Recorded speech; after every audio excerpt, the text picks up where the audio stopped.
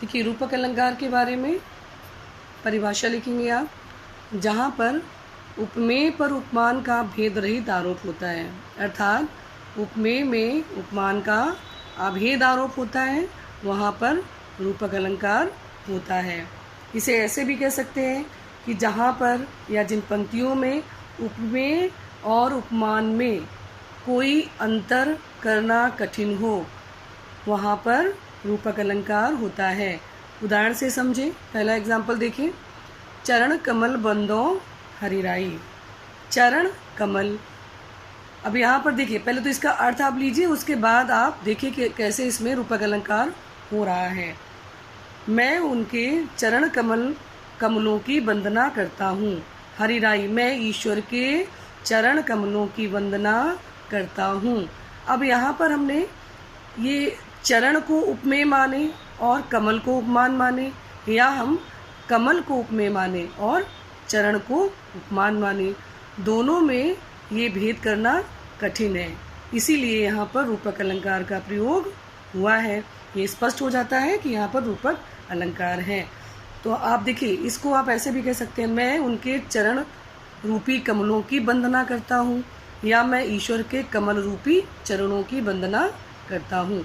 स्पष्टीकरण जैसा हमने बताया है, तो आप यही लिखेंगे कि यहाँ पर चरण और कमल में उपमेय उपमान का अभेद आरोप है, इसलिए यहाँ पर रूपक अलंकार है। अगला देखो, मुनि पद कमल बंद दो भ्राता। यहाँ पर मुनि के पद कमल, यहाँ पर भी देखिए पद और कमल में रूपक अलंकार है। कैसे?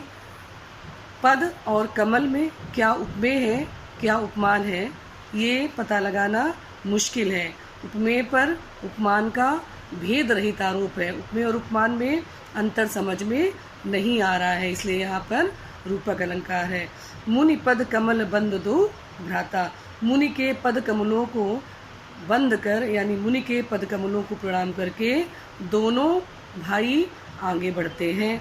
अब मुनि के पद कमलों को या मुनि के कमल रूपी पदों को या पद रूपी कमलों को प्रणाम कर दोनों भाई आगे बढ़ते हैं, यानी पद कमल में उपमेय और उपमान का आरोप है, भेद रहित आरोप है, अतः यहाँ पर रूपक अलंकार है। थर्ड देखो, मुख चंद्र तुम्हारा देख सके मन सागर मेरा लहराता।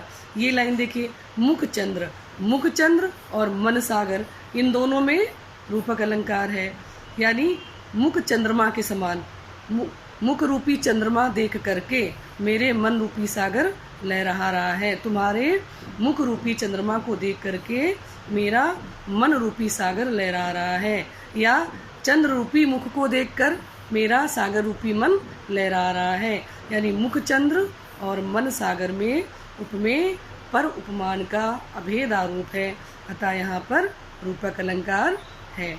अगला देखो, उत्प्रेक्षा अलंकार। उत्प्रेक्षा अलंकार क्या होता है? परिभाषा में क्या लिखेंगे? जब उपमेय में उपमान की संभावना या कल्पना कर ली जाती है, तो वहाँ पर उत्प्रेक्षा अलंकार होता है, यानी उपमेय में उपमान की संभावना की जाती है, ऐसा होता नहीं है, वास्तविकता अलग है, केवल संभावना के आधार पर हम इसको देखते हैं या कल्पना के आधार पर हम इसको देखते हैं, तो वहाँ पर उत्प्रेक्षा अलंकार होता है। देखिए, सोहत ओढ़े पीत पट श्याम सलोने गात मनहु नील मणि सैल पर आतप पर्यो प्रभात। उत्प्रेक्षा अलंकार में एक और आवश्यक बात होती है कि इनमें जिन वाचक शब्दों का प्रयोग किया जाता है वो आप देखें, मनु, मानो, मनहु, जनु, जानो, जनहु, इस तरह के वाचक शब्द जो है ये उदाहरणों में आते हैं, उदाहरण में उनका प्रयोग किया जाता है। अब देखें उदाहरण, सोहत ओढ़े पीत पट श्याम सलोने गात मनहु नील मणि सैल पर आतप पर्यो प्रभात। तो यहाँ पर देखिए, उपमेय में उपमान की संभावना या कल्पना कर ली गई है। वर्णन किया जा रहा है कि श्याम मतलब कृष्ण जी पीले रंग का पीतपट, पीले रंग का कपड़ा ओढ़कर सो रहे हैं और बहुत सुंदर लग रहे हैं। श्री कृष्ण जी पीले रंग का पट मीन्स वस्त्र या दुपट्टा ओढ़कर सो रहे हैं, बहुत ही सुंदर प्रतीत हो रहे हैं, शोभायमान लग रहे हैं। मनहु मतलब ऐसा लग रहा है, मनहु ऐसा लग रहा है नीलमणि शैल पर आतप प्रयो प्रभात, जैसे नीलमणि पर्वत पर सुबह की प्रातःकालीन सूर्य की किरणें चमक रही हों। ऐसा लग रहा है जैसे नीलमणि पर्वत पर सूर्य की प्रातःकालीन किरणें चमक रही हों। क्योंकि देखिए, अब आपको ये समझ में आया कि श्री कृष्ण जी को देखा और ऐसी संभावना कर ली गई, कैसे? नीलमणि पर्वत की। तो उपमेय में उपमान की संभावना या कल्पना कर ली जाती है, वहाँ पर उत्प्रेक्षा अलंकार होता है। तो वाचक शब्द भी आप ये देखिए, मैंने आपको बता दिए। अगले देखो, एक एग्जाम्पल मैंने और लिखा हुआ है, धाये धाम काम सब त्यागी, मनु रंक निधि लूटन लागी। धाये धाम काम सब त्यागी, यानी जब श्री रामचंद्र जी के बारे में पता चलता है कि श्री रामचंद्र जी जनकपुरी में आए हैं, तो सब क्या करते हैं? अपना अपना काम धाम छोड़ करके, सब कुछ छोड़ करके श्री रामचंद्र जी को देखने के लिए दौड़ने लगते हैं। मनहु क्या करते हैं? रंक निधि लूटन लगा। ऐसा लगता है जैसे किन्हीं भिखारियों को स्वर्ण प्राप्त हो गया हो। इस तरीके से उनके दर्शन के लिए सब लोग दौड़ पड़ते हैं, जबकि ऐसा कुछ है नहीं। धाये धाम काम सब त्यागी, अपना सारा काम धाम छोड़कर सब रामचंद्र जी को देखने के लिए दौड़ते चले जा रहे हैं। ऐसा प्रतीत होता है जैसे उन्हें कोई बहुकीमती धातु प्राप्त हो गई हो, कोई निधि मिल गई हो जैसे उनको।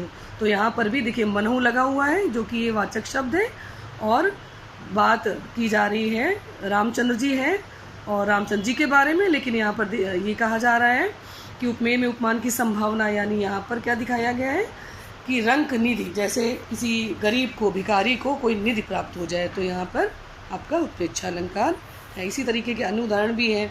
मैंने आपको एक और बताया था, उस काल मारे क्रोध के तन कांपने उनका लगा, मानो हवा के जोर से सोता हुआ सागर जगा। तो इस उदाहरण में भी उत्प्रेक्षा अलंकार है। तो बच्चों, आपकी शब्दालंकार और अर्थालंकार कंप्लीट हो गए हैं। अब अभी इस वीडियो में इतना ही। अगले सेशन में हम अगले संधि समास या जो भी मैं देखूंगी पहले क्या पढ़ाना है उससे रिलेटेड वीडियो में बनाऊंगी।